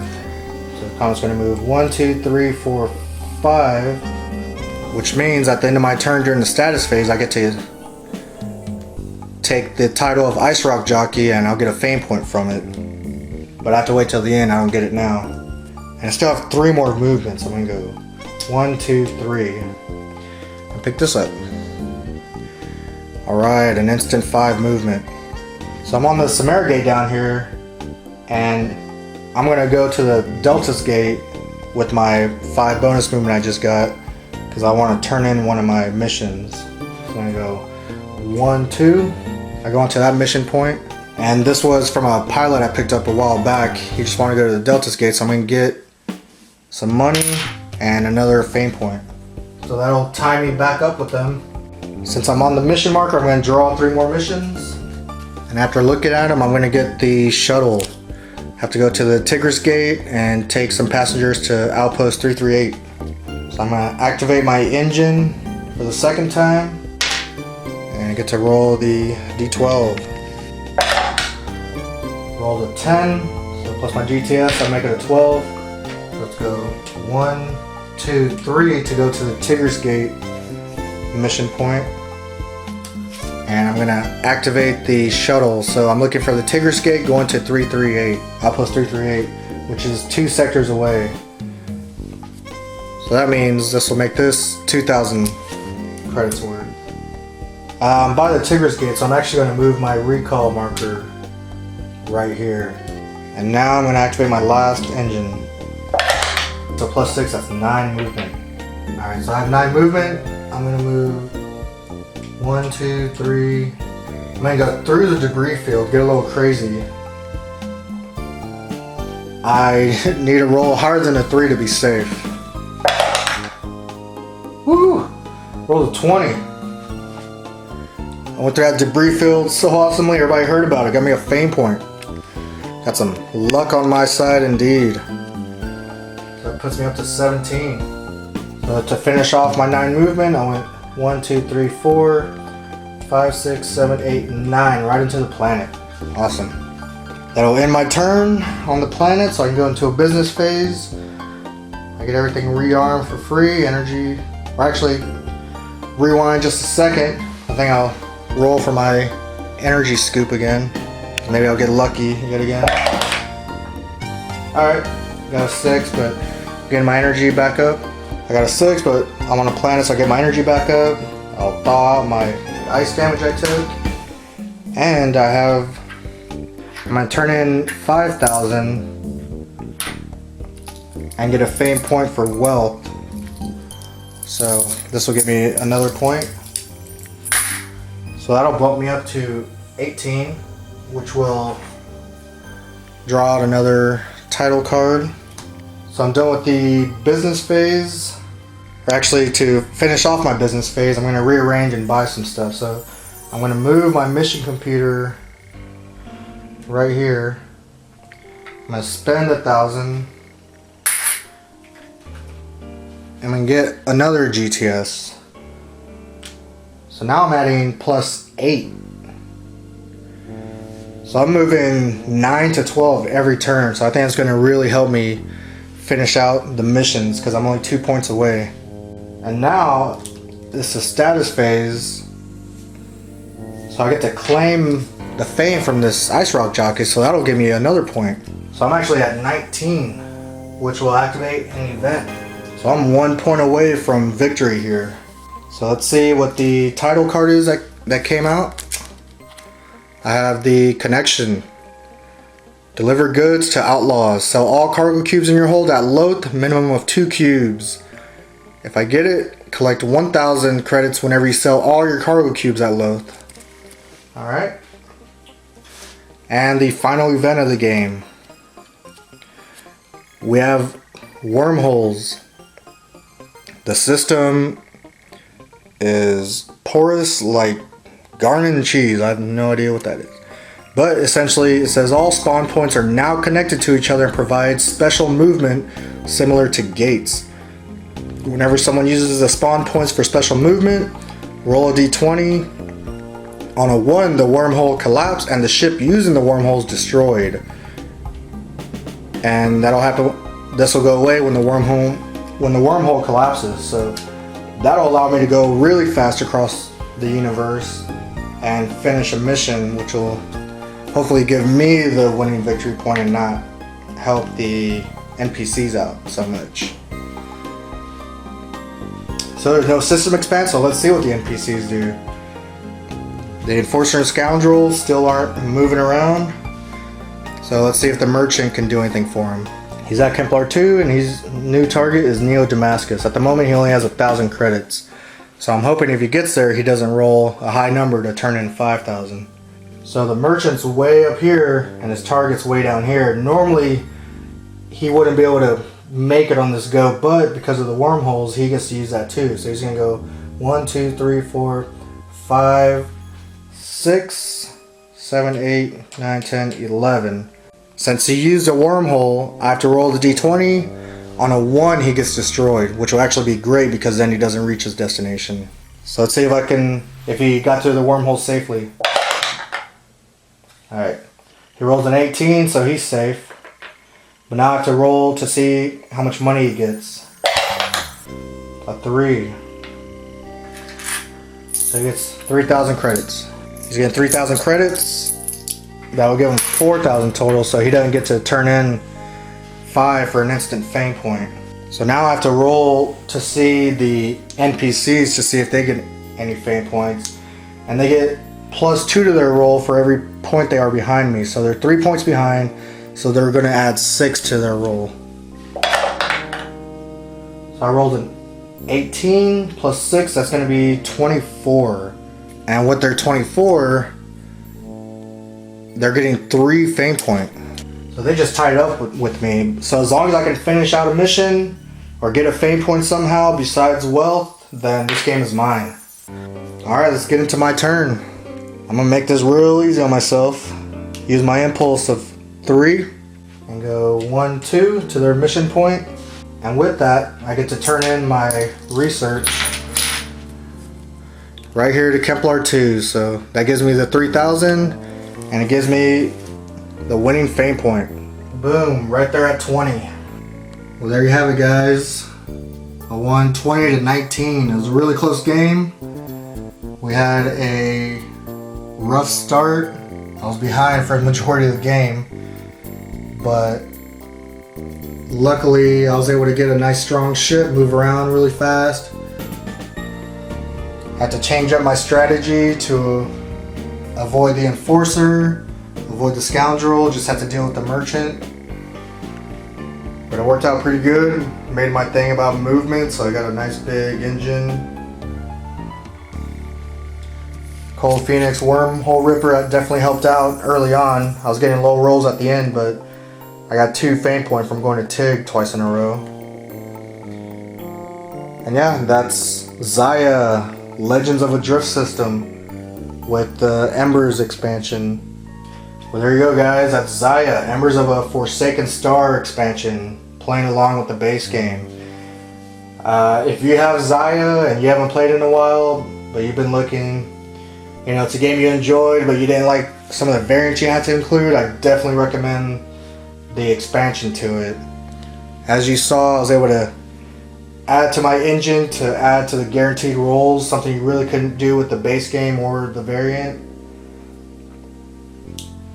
And yeah, this has quickly become one of my favorite games. I've played it solo probably about 7 or 8 times, and I've played it 2-player maybe 4 or 5 times, and I've had an awesome time with all of it. I love expanding the system, just exploring, figuring out, you know, you have to change your strategy as you're playing. You might start out with one strategy and want to switch to another, or have to really.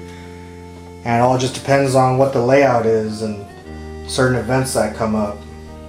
Maybe certain titles, even though I only got one of them, but you definitely had opportunities to get some more fame points through that. Well, thank you for watching, guys. Hope you enjoyed.